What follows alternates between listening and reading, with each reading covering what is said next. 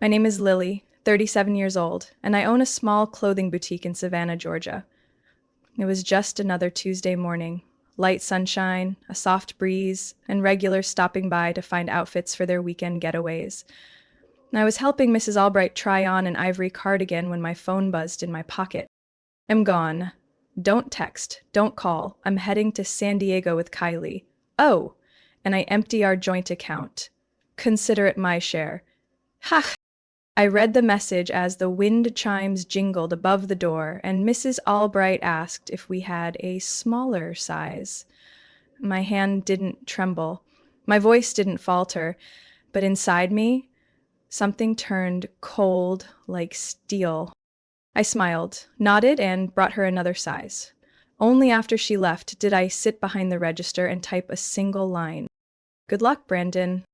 Brandon, my husband of 11 years, the same man who cried when I said I'd take out a loan to open my first shop. Now he'd vanished with a girl 14 years younger than me, a new intern in his tech department, the same one who once called me Sweet Miss Lily at last year's Christmas party. I didn't cry. I wasn't even surprised. The sudden late meetings, unfamiliar perfume, the long silences at dinner, they were pieces of a puzzle that had already fallen into place, waiting for one final push. 3 months ago, I opened a separate account at a different bank. When Brandon suggested we combine our finances for easier management, I smiled and agreed. My entire savings, nearly $120,000, had been safely moved out of his reach before he could touch a cent. I left just enough in the joint account for him to feel secure. Nothing more valuable than that. No drama, no surprises, no begging. The second message came less than 20 minutes later. No need to make this hard. Kylie and I are flying out tomorrow morning. Don't worry, I'll have someone swing by to grab my things. You know Kylie. She's not big on scenes. I didn't reply. Instead, I opened the Google Drive folder I'd created. A hotel receipt for 2 from 3 months ago. Screenshots of suspicious credit card statements. A photo of a necklace I never received. All neatly organized by date. I called my lawyer, Janelle, the one I'd consulted after finding a silk dress stained with lipstick in Brandon's car. And just played his card, I said flatly. Janelle's voice was calm, almost pleased. Perfect. The divorce paperwork is ready. I'll file it today. Want us to serve him at a specific address? I sipped my now cold coffee. No rush. Let him think he's won for now. An hour later, Brandon sent one more message. This one so smug it actually made me laugh out loud. You're not getting any younger, Lily. At least you've got your little shop to keep you busy. That little shop had pulled in twice his salary for the past 2 years, a fact he never knew or never cared enough to ask about. I stood up, locked the store, and turned on the display lights for the new shipment. No tears. No breakdown. Just a woman quietly preparing for a new chapter. One where she wouldn't be led, wouldn't be mocked, and definitely wouldn't be brought down by a cheap text message. Brandon used to think I was naive. Maybe it was because I never questioned him when he came home late, never made a scene when I found a dinner receipt for 2 tucked into the pocket of a barely washed dress shirt. What he never knew was that right after that night, when he claimed to be stuck in meetings in Augusta, but his car was coated in the signature red dust of Charleston, I started making a plan. Not a revenge plan. Not the kind of woman who smashes plates and cries to her best friend. I plan the way I run my boutique. Detailed, orderly, never letting emotions take the wheel. I met with Janelle, a seasoned divorce attorney who used to buy silk scarves at my shop. We sat in the back corner of Beatrice's cafe on an unusually warm December afternoon. I told her briefly what I'd noticed. His phone suddenly password locked, a strange tie in his car, perfume on his shirt that wasn't mine. Janelle nodded, pulling out a thick file. I've got a template for a personal asset protection agreement, a pre-divorce asset disclosure form, and steps to take if your spouse drains a joint account. You'll need to open a separate bank account. Do it tomorrow. I did it that very evening. A new account at Atlantic Federal, in my name only, tied to the LLC for my boutique, something Brandon had never paid attention to beyond my name on the business registration. He thought I was listed for tax purposes. Within 2 weeks, I had quietly moved all profits and savings, nearly $120,000, 0 cents, into that account. I withdrew small amounts, masked as fabric purchases, tax payments, or shipping costs. The balance in the joint account stayed just right. Nothing to trigger suspicion. One day, Brandon came home with a new designer bag, one he'd never shown interest in before. "Co-worker gift," he said, winking. I smiled, but that night I logged into our bank app and screenshotted the transaction history from our joint credit card. Receipts, photos, statements, shady messages. I stored it all in a folder labeled Camellia, my grandmother's favorite flower. She used to say, "You don't always have to fight back. Sometimes you just prepare well and let people trip over their own lies." I hired an independent accountant to audit the boutique's books for the past 2 years, not because I doubted my records, because I doubted Brandon. He once asked me how to transfer money from an LLC to a personal account without IRS sniffing around. I laughed it off then. Now I understood. 3 weeks ago, I received an anonymous email at my work address. Attached was a photo of Brandon and Kylie holding hands at a seaside resort in North Myrtle.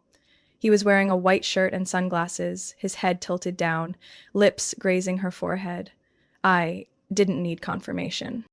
I printed the photo, slid it into the Camellia folder, and sent it to Janelle. "Getting bolder," she replied. I told no one. Not my mom, not my sister, not the girlfriends who dropped by the shop to chat. I still showed up every morning, still helped clients choose cocktail dresses, still smiled when new handbags arrived from New York. The only thing that changed was the way I looked at Brandon. No more guessing, no more making excuses for him. A week ago, he came home with a real estate brochure from California. "We should invest," he said. "This place just broke ground. If we get in early, we'll make a fortune." I nodded. "Sounds good. Where's the money coming from?" He scoffed. "From our account, obviously." I said nothing. But that night I reviewed every line item, prepared the final financial report, and I was right. 3 days later, he sent a breakup text from an unknown number. After draining what was left in our joint account, he probably thought I'd panic, beg, or fall apart. But the truth is, I was ready. Everything he thought he controlled was just the part I left behind. To watch him unravel himself without ever realizing I'd already walked away. My phone buzzed at 7:26 the next morning. A string of alerts from Chase notified me of several large transactions made on our joint credit card. 2 first-class tickets to San Diego, a night at the Hilton Garden Inn near the airport, and a $400 0 cents dinner at Morton's Steakhouse, all under the name Brandon Taylor. I took a sip of coffee, opened my laptop, and logged into the bank's fraud reporting system. In the description field, I attached a screenshot of Brandon's message, where he admitted draining our account and using the card to celebrate the trip with Kylie. Under evidence, I uploaded the anonymous email photo showing the two of them holding hands at a beach resort. Less than 10 minutes later, I got a call from customer service. "Mrs. Taylor, we've received your fraud report. Can you confirm your husband made these charges on the joint account?" "Not husband, just the man who dumped me by text," I replied, dryly. "And yes, I have messages from him admitting it. I'll forward them if needed." The woman's tone sharpened, still professional. "Then we'll cancel all transactions, freeze the card, and remove him as an authorized user. You'll see action on this today." I nodded, though she couldn't see it. "Great. Also, I'd like to change the main account password and update the phone authentication code." "Of course, Mrs. Taylor." As I hung up, I pictured Brandon and Kylie in line at the airport check-in counter, smiling in their brand new travel outfits. And then, that smile freezing as the agent told them the card had been declined, flights canceled, room booking voided. They had no idea that just minutes after they laughed at me over text, I'd turned their romantic getaway into a budget layover at a 2-star motel. I opened my email and sent Janelle the full documentation under the subject line, "Early Morning Pivot." She replied almost instantly, Perfect. I'll add this to the main file. Do you want him served at a specific location? Not yet, I answered. Let him keep floating in his victory bubble. That afternoon, Brandon texted again. Don't worry, I'll give you time to move out. I'll find a lawyer and we can split the assets. I laughed out loud. That house was in my name, a property I inherited from my grandmother, transferred via notarized will, and listed under my tax returns for the past 6 years. Every time Brandon suggested just add my name to simplify taxes, I'd smile and deflect with, "It's a paperwork mess." Turns out that patience was my shield. I took a screenshot of the text and added it to the Camellia folder. Shortly after, a call came from an unknown number. I picked up, already knowing who it was. "Lily?" came a young woman's shaky voice. "It's Kylie. I didn't think you would do something like this." I paused. Do what exactly? Cancel the flights, the hotel. Now we have nowhere to stay, and Brandon says you're doing this to get back at him. My voice stayed level. I'm just preventing unauthorized use of shared assets. As for payback, that hasn't even started. I hung up before she could respond. The next morning, I received an email from my attorney's office. A temporary hearing was scheduled within 48 hours. I confirmed and requested that Brandon be served at the address he gave when booking the hotel. While organizing inventory in the shop, my phone rang again. This time, it was Brandon's mother, Sharon. "Lily, you know I care about you, but Brandon says you're stirring everything up. He says you froze the card, canceled the trip, even kicked him out of the house." I took a deep breath. "Mrs. Sharon, I have every message he sent. The ones where he brags about draining our account, mocks my age, and details his escape plans with a woman a decade younger than me." She went silent for a long moment, then softly said, I raised him better than that." "Well, maybe it doesn't matter anymore," I said. "What matters is that he learns actions have consequences." I ended the call and stood before the mirror, trying on a new olive green midi dress from our latest shipment. I wasn't looking for apologist. I was reclaiming peace, one decision at a time. The next evening, while I was organizing the books in my small back office, the landline rang. No one ever called that number except family. "Lily," Sharon's voice, Brandon's mother, came through, soft but tight with tension. "I just heard. I have to ask directly. Did you really cancel their flight and hotel?" I leaned back in my chair, voice steady. "Yes, because Brandon used the joint credit card without telling me, and he drained the account before letting me know he was leaving with Kylie. The texts are crystal clear." She sighed. "But, everyone's been saying you're too controlling. Brandon said you micromanaged everything, that he felt suffocated. Kylie was just a temporary escape." I reopened the messages. Do you want to hear exactly what he wrote? I didn't wait for a reply. I read each line out loud, word for word. "I already took everything. Don't expect a dime. You can keep your little shop. Might help with the boredom once you're old." On the other end, Sharon was so quiet I could hear the ticking of her wall clock. I continued, slower this time, each word deliberate. "Kylie and I have been planning this for 2 months. Call a lawyer if you want, but don't expect a penny outside your pile of dresses. I'm not dumb." "I have proof I helped build that boutique." She cleared her throat faintly. "Lily, I know you're a good person, but maybe Brandon was just angry. I don't think he meant to insult you." I didn't bother with politeness anymore. "If you think running off with a 22-year-old, emptying our joint account, and sending messages mocking me for being old, outdated, and useless isn't insulting, then I'm not sure what your definition of respect is." Another long silence. Finally, she said quietly, I need to think this over. Can you send me copies of those messages?" "Of course. I'll send them right now." The call ended. Less than an hour later, I saw Amanda Taylor flash across my iPhone screen. Amanda, Brandon's only sister, The same woman who invited me to my first Taylor family Christmas, once calling me the most level-headed person in this house. Lily, she began, no small talk. You sent those texts to Mom, didn't you? I did, along with the credit card records. And photos from that anonymous email. Amanda sighed. I knew Brandon had issues, but I didn't realize how deep he'd sunk. Yesterday he told us he'd lost it, froze the accounts, tried to kick him out without warning. We were starting to believe him. Until you saw the evidence, I said, not hiding the bitterness. Yeah, Amanda admitted. Mom's starting to question everything. She called me earlier, cried for 15 minutes. I nodded, though she couldn't see it. I'm not asking anyone to take my side, I said slowly. I just want them to stop blindly taking his. She paused, then asked, Lily, are you okay? Better than Brandon thinks, I replied. He assumed I'd break down. I'm just restocking inventory and waiting for the court date. The next day, while I was arranging new shoes on the display shelf, my front desk clerk ran in holding the iPad. Lily, you might want to see this. On the screen was a public Facebook post from Amanda, captioned, The truth doesn't need defending. When someone leaves you with a text, let them go and always save the receipts. Below were screenshots of Brandon's text to me, the cruel words, the belittling remarks, the undeniable proof.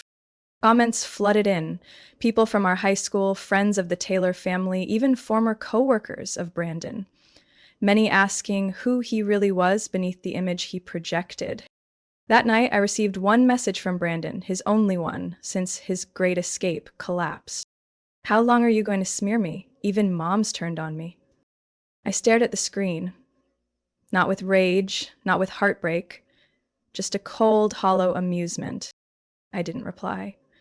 I simply opened the Camellia folder and added one last screenshot, like preserving another page in the diary of a man who had single-handedly destroyed everything he thought was his forever. On the morning of the emergency hearing, I wore a simple black dress, hair neatly pinned up and low heels. Not to impress, just to show I was serious and clear-headed. Brandon arrived 8 minutes late in a wrinkled navy blazer and loafers that looked like they'd been pulled from the trunk last minute. Kylie wasn't with him. Maybe she had realized that the dream vacation didn't include a 2-star motel and canceled airline tickets. I sat beside Janelle, calm and composed, while Brandon's lawyer, a frazzled, middle-aged man who clearly picked up the case last minute, fumbled through a pile of papers. The hearing began at 9:18. Janelle opened with a detailed presentation, joint account statements, credit card transactions, and Brandon's text messages, admitting he drained the account, used the card to fund a trip with his mistress, and mocked me with shameless insults. The judge, a composed, older woman named Davis, was direct and efficient. She asked just 2 questions. Mr. Taylor, do you deny the content of these messages? Brandon glanced nervously at his lawyer. I was just joking. She knows I have a sarcastic sense of humor. I took everything. Don't expect a cent. That's your idea of humor? Judge Davis raised an eyebrow. And using a joint credit card for a romantic trip, also sarcasm? Brandon pressed his lips together and said nothing. They now moved on to the business assets. The court should note that Mr. Taylor claims partial ownership of the boutique Lily West, she stated firmly. We submit business registration documents showing the company is solely owned by Mrs. Lily Taylor, who has since resumed using her maiden name, Lily Benson. The LLC was founded in 2017, and all capital, investments, and tax filings are in her name alone. Brandon's attorney interjected, but the business grew during the marriage. My client is entitled to a share of the profits. Janelle pointed to the financial breakdown. The profits were always kept separate. Not a single dollar was transferred to their joint account. Every reinvestment came from personal funds or direct revenue. My client has records for every transaction. Order confirmations, invoices, tax filing. Brandon started sweating. I watched him tug at his collar, eyes darting everywhere but toward me. Judge Davis nodded. What about the current residents? Any dispute over ownership? I inherited the house from my grandmother. The notarized will is dated 2015, and it has been listed under my personal tax returns ever since. Brandon's lawyer tried to recover. My client lived there for years. He contributed to home improvements. Evidence? None currently, but we can submit later. The judge checked her watch. The court doesn't consider hypotheticals. Based on the current evidence, I order a freeze on all remaining joint funds, and Mr. Brandon Taylor must repay the withdrawn amount within 7 days. Brandon jumped up. That money's gone. I already spent it. How am I supposed to pay it back? The judge remained unmoved. The court doesn't care where the money went. If you fail to repay it, we'll proceed with civil investigation into marital asset misappropriation. He slumped back into his chair. His lawyer tried to maintain composure, but I saw him sagging, like an oversized blazer that no longer fit. Janelle snapped her file shut with a crisp click. The hearing ended. I walked out of the courtroom light on my feet, as if I'd never carried the weight of what came before. Brandon followed behind in silence, avoiding eye contact with everyone. In the lobby, I saw his mother, Sharon, standing quietly. She didn't rush to him like before, just stood there clutching an old handbag. When Brandon approached, she asked gently, without meeting his gaze, "Is there anything you want to say to me?" Brandon lowered his head, but said nothing. I didn't stop to listen. I walked straight toward the door where daylight waited. I had a store to open, a new shipment to check, and a life waiting to move forward. One that no longer included the man who once thought he could take everything from me. 9 weeks after the hearing, I opened the second location of Lily West at Old Harbor Mall. On opening day, the line of customers stretched all the way to the parking lot. The shelves displayed our new spring collection, light, feminine, but bold, designed in collaboration with a small tailoring house in Austin. No one called my boutique a little time-killer shop anymore. Savannah Living described me as a symbol of post-divorce resilience. A local TV station invited me to share my story of rebuilding after a failed marriage, but I declined. I didn't want to be the face of pain. I wanted to be known for success. Ever since I completely removed Brandon's last name from the brand, it felt like a weight had been lifted. No more association with Brandon Taylor's wife. Just Lily Benson, the woman who rebuilt her empire from the ashes someone else left behind. Meanwhile, from a few old acquaintances, I heard Brandon's life was unraveling in reverse. After being suspended due to his relationship with Kylie, the intern directly under his supervision, he was officially let go. His HR file cited ethics violation, along with a recommendation not to rehire within the corporate system. Weeks later, Kylie dumped him. She posted a short line on Instagram. I thought I was special. Turns out I was just the next one. I didn't laugh. I just nodded, as if confirming a formula. Brandon moved back in with his mother in a quiet suburb south of Savannah, into his old high school bedroom. According to Mrs. Margie, Sharon's bridge partner and my longtime customer, he went out every morning like he had a job, but always came back by noon. Lately, he's been doing food deliveries, she said, glancing at the register. Still counts as work, right? I didn't react. But that evening, walking past my desk, I looked at the photo hanging on the wall. Me, standing outside my very first boutique on opening day. The smile was timid. The eyes unsure. Now I knew some things only return after loss, like sharpness, pride, and boundaries. Brandon's family eventually went quiet too. No more defensive calls, no more guilt-laced letters from his mother. Amanda, his sister, came by one afternoon to buy a silk scarf. She didn't apologize, but her eyes said everything. She now knew who had truly sent things spiraling. One slow afternoon, Sharon came in. She no longer wore worn-out cardigans. That day, she had on a navy midi dress and a silk scarf, one of our best sellers. She stood in front of me, hands clasped, hesitant. "You don't owe me forgiveness," she said, "but I need to say it, I was wrong. I listened to my son without questioning him. I defended him because he's my blood. But sometimes blood needs to be held accountable too." I nodded. It wasn't forgiveness. It was acceptance. "Annie wanders around all day," she went on. Lies about building a startup. Truth is, he's living off unemployment. Still doesn't get it. Still thinks it's everyone else's fault. Then stop shielding him, I replied, neither gently nor harshly. If you want to help him, let him face the consequences. Sharon nodded. No argument this time. Before leaving, she bought a wool coat for the upcoming winter and left a small folded note at the register. I read it later, after closing. It said, "Sometimes people only grow when they're forced to pay the price. Thank you for not letting him live in delusion." That very night, I received an email from a business summit in Atlanta. They invited me to speak in a panel titled, "Building a Brand After Divorce When Women Take the Wheel." I didn't have to think twice. I clicked accept. 1 year after I signed the final divorce papers, the third Lily West location officially opened in Charleston.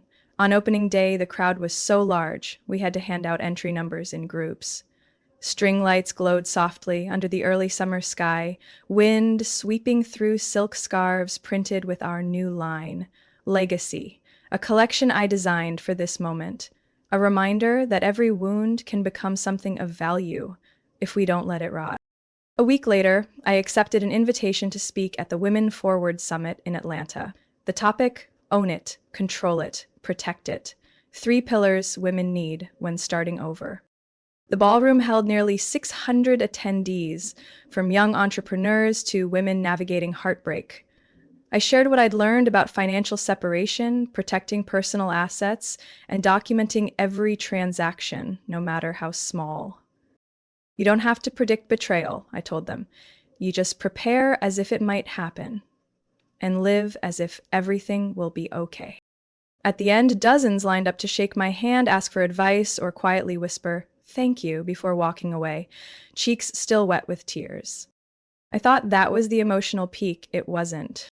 As I packed up my notes, a familiar yet cautious voice called from behind me. "Miss Lily?" I turned around. It was Kylie.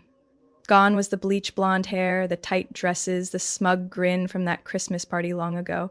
She wore a plain white shirt and jeans, clutched a canvas tote, and looked more like a high school student being called to the board unprepared than the girl who once took pride in my downfall.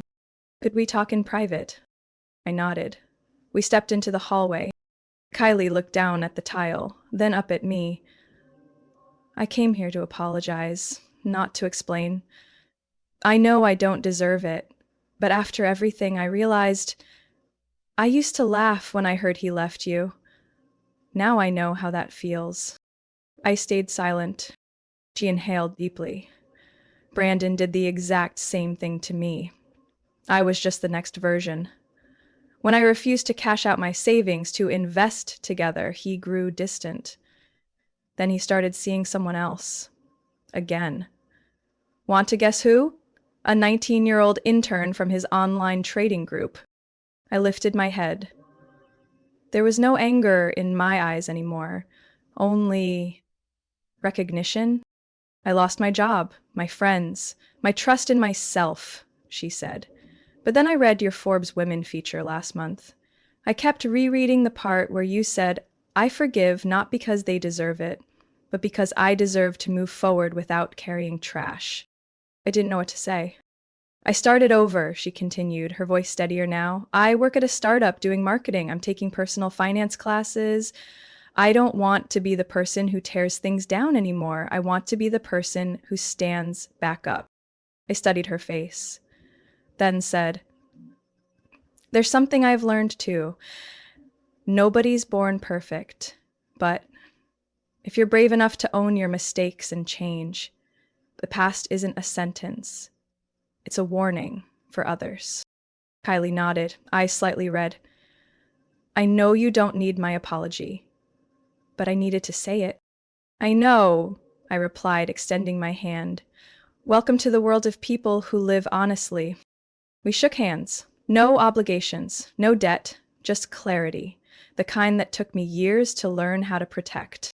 A few months later, Kylie emailed asking if I'd collaborate on a social media project for women recovering from divorce and financial collapse. I agreed, not because she owed me anything, but because I saw in her, and in others like her, a chance to break the cycle of pain. Lily West was no longer just a clothing boutique. It had become a symbol, a place where women came not just to find an outfit, but to find themselves again, in the mirror, standing tall, chin lifted, eyes unafraid to look anyone in the eye. On the second floor of the Lily West headquarters, right behind my desk, hangs a single frame. Not an award, not an opening day photo, just a screenshot of an old text from Brandon. I took everything. Guess you'll need your little shop to kill time when you're old. Ha ha ha. Beneath it is a white wooden plaque engraved with the words, "Success is the best revenge." It's not a threat, it's a reminder that people can laugh in your face, but no one laughs forever if you quietly move forward and win with your own worth. 3 years since I received that message, Lily West now has 5 locations across Georgia. One in Charleston, another in Raleigh, one in Birmingham, and the 5th just launched in the new Savannah Riverwalk complex. We employ 37 full-time staff, operate an independent design team, and just finalized a deal with a major accessories distributor on the West Coast. Every system runs under legal and financial structures I oversee, line by line. I maintain 100% ownership, no shares, no cracks for anyone to claim a piece in the name of past love. I learned that from a marriage I once believed would last forever. Brandon, according to Sharon during a chance encounter at a charity event, still lives in his old room at his mother's house. After Kylie left, he spent nearly a year unemployed, tried delivering packages, then launched a live stream selling knockoff watches. His channel got removed for copyright infringement. Lately, he enrolled in a self-development course. His profile now says, "Entrepreneur in Transition." His latest post is a photo of himself in that same room, captioned, "If no one believes in you, believe in yourself." I didn't comment. I felt no anger, just relief. The people who once defended him no longer speak up. Amanda, his sister, is now a loyal customer and investor in my newest luxury silk scarf collection. As for Sharon, she still visits the original boutique during holidays. She no longer mentions Brandon. She asks about my health, picks out gifts for friends. In her eyes, I'm no longer the ex-daughter-in-law, but a woman she quietly learned more from than she ever expected. I kept nothing from that marriage, no mementos, no emotional chains. But I kept that message as a marker, a place I once stood, thinking I'd collapse, only to realize it was the first step upward. I used to think I was weak for not fighting to stay, but in truth, walking away at the right moment was the strongest thing I've ever done. Last year, I was invited to speak at the Women in Leadership Conference in Washington, D.C. In front of thousands, I said something I once couldn't believe. You don't need revenge. Just live so well they wonder why they ever let you go. As I stepped off stage, a young woman, maybe 22, stopped me. "I'm about to file for divorce," she said, eyes red. "My husband told me I'd never make it without him."